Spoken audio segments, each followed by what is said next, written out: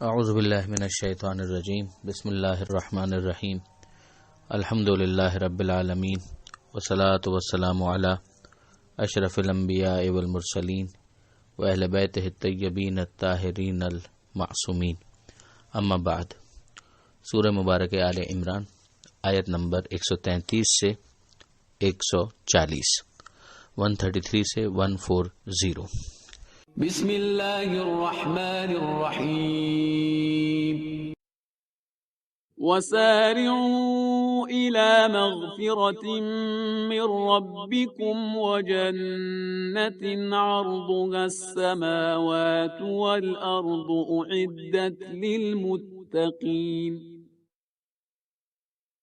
الذين ينفقون في السراء والضراء والكاظمين الغيظ والعافين عن الناس والله يحب المحسنين والذين إذا فعلوا فاحشة أو ظلموا أنفسهم ذكروا الله فاستغفروا لذنوبهم ومن يغفر الذنوب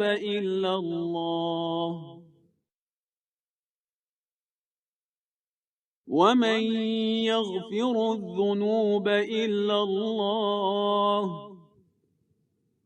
ولم يصروا على ما فعلوا وهم يعلمون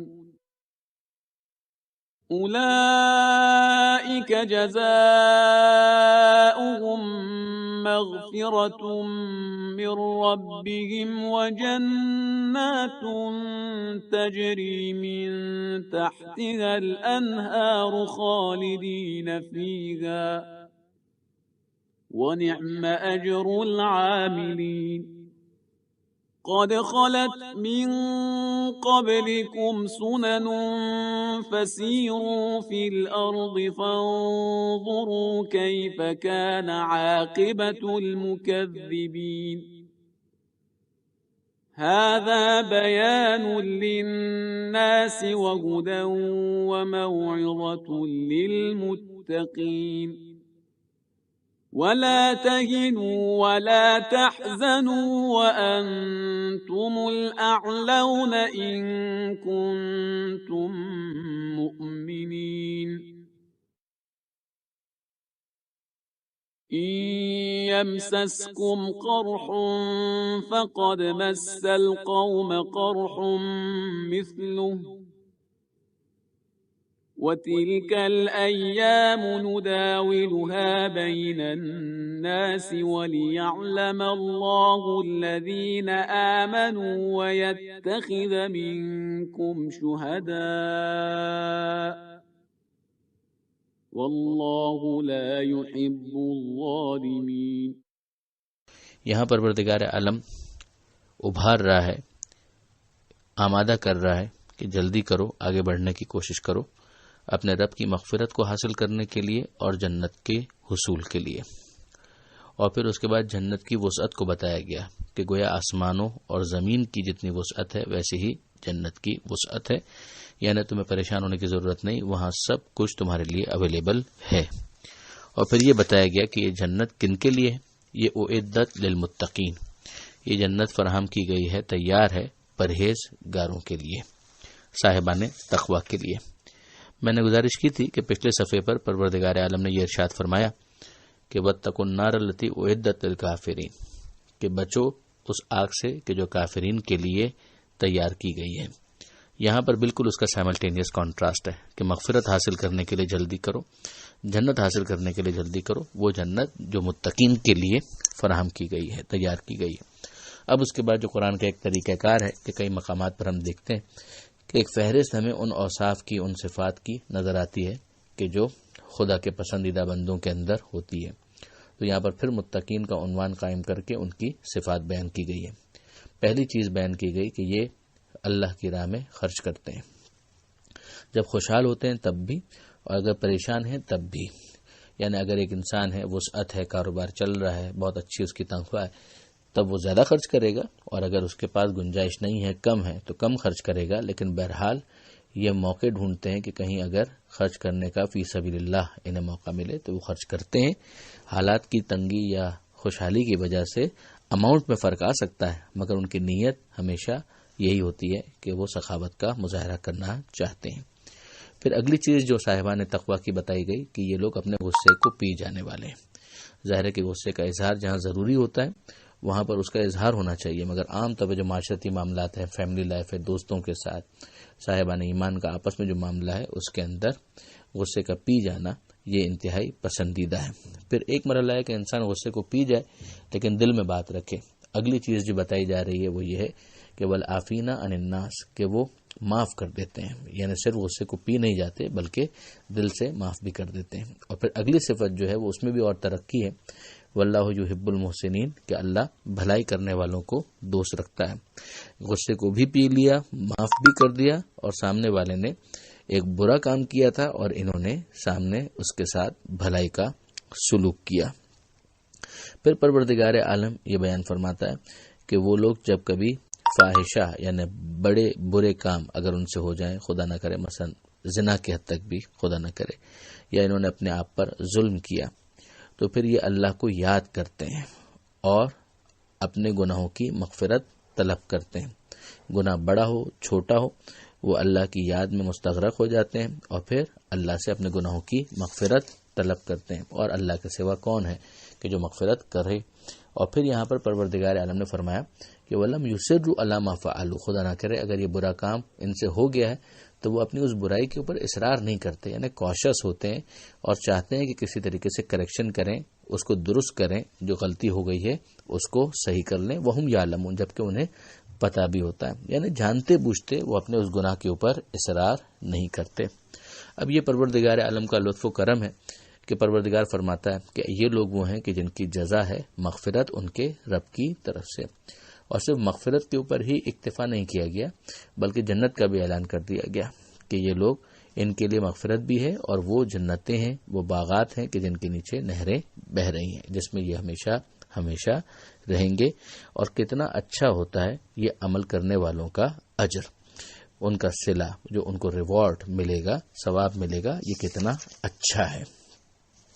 پھر پروردگار عالم ارشاد فرماتا ہے کہ جو تم سے پہلے گزر چکے ہیں، نمونے لوگ گزر چکے ہیں، تم زمین پر پہلے فرد نہیں ہو، قومیں آئیں گئیں، امتیں ختم ہو گئیں، تو زمین میں سیر کر کے دیکھو اور دیکھو کہ جو جٹلانے والے تھے ان کا انجام کیا ہوا.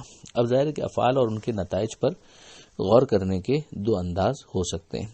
ایک تو یہ ہے کہ عقلی طور پر خود انسان ان افعال کے اچھے اور برے ہونے پر غور کرے اور پھر ان کے نتائج کا اندازہ کرے. اور دوسرا طریقہ یہ ہو سکتا ہے کہ مختلف افعال کے جو نتائج آلریڈی وقوع میں آ چکے ہیں، یعنی وہ قومیں جن کے اندر یہ نمونے ظاہر ہو چکے ہیں، انہیں دیکھے اور ان سے ان افعال کے اچھے اور برے ہونے کے متعلق رائے قائم کرے.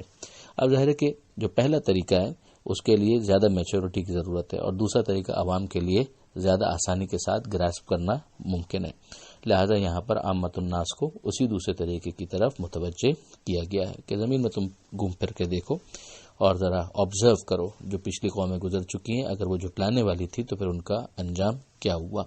یہ جو مختلف کھنڈرات ہیں، روئنز ہیں، ان سب کے اندر بڑی عبرت اور بڑے پیغامات پوشیدہ ہیں.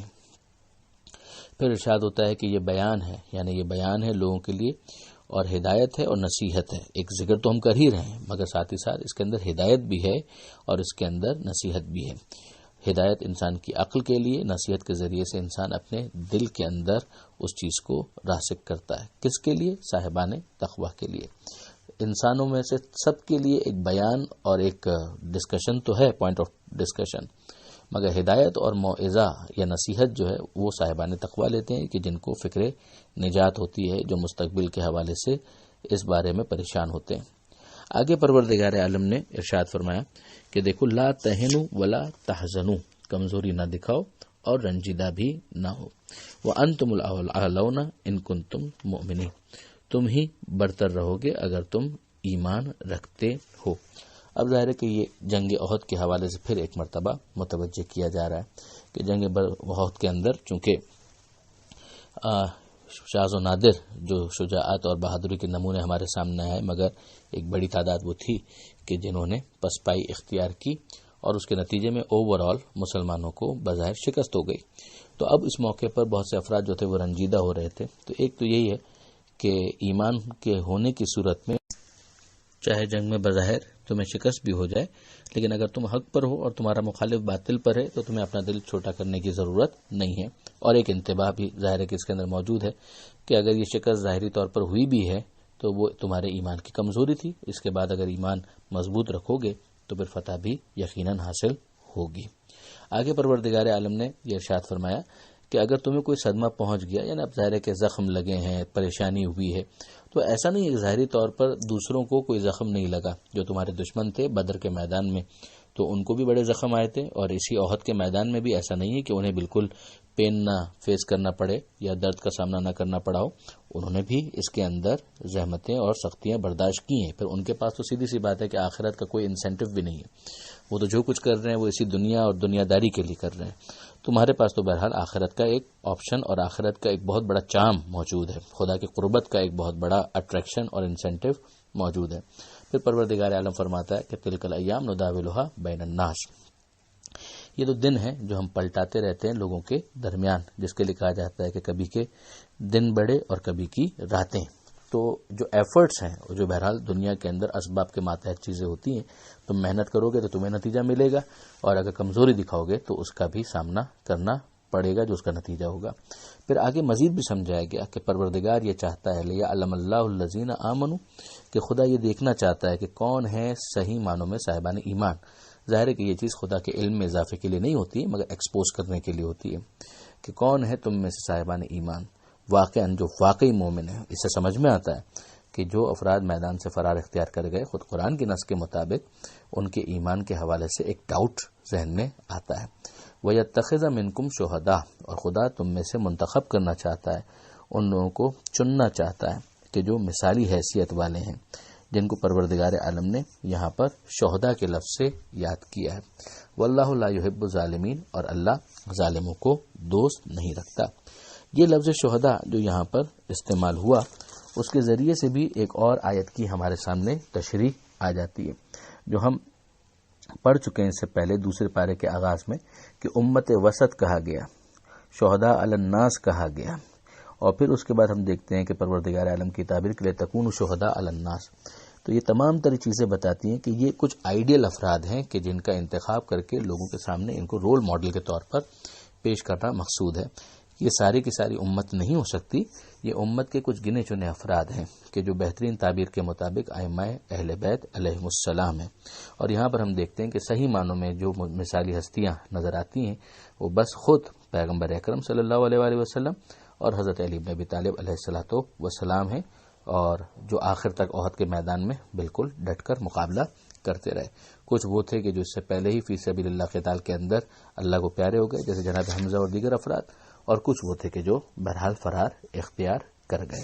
یہاں پر یہ صفحہ مکمل ہوتا ہے، ابھی یہ گفتگو احد ہی کے حوالے سے آیت نمبر 141 میں بھی جاری رہے گی۔ پروردگار عالم سے دعا ہے قرآن مجید سمجھنے اور اس پر عمل کرنے کی توفیق عطا فرمائے، اور وارث قرآن امام زمانہ کے ظہور میں تعجیل فرمائے۔ وآخر دعوانا ان الحمد للہ رب العالمین، والسلام علیکم ورحمۃ اللہ وبرکاتہ۔